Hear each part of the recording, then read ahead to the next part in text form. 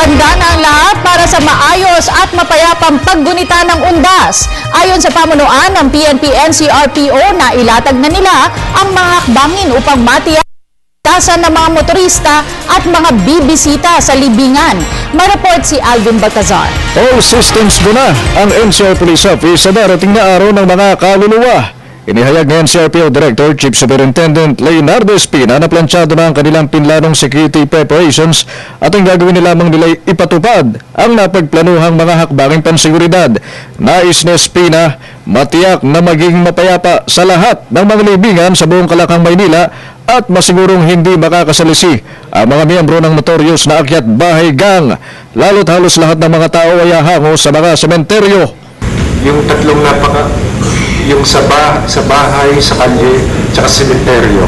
Direktiba rin ng Espina na maigpit na ipatupad ang pagbabawal sa pagdadala ng alcoholic drinks, baraha at loudspeakers, gayon din ang pagpupuslit ng armas at matatalas na bagay. Sinabi ng NCRPO na ang kanilang pinaigting na operasyon laban sa pangungumbiska ng armas ay kanilang dadalhin hanggang sa araw ng mga kaluluwa at ipatutupad sa iba't ibang mga libingan.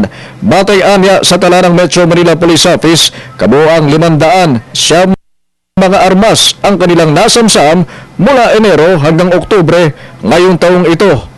In all crimes, there are weapons involved. There are weapons involved. That's why we're very serious with this. Unang-unahin.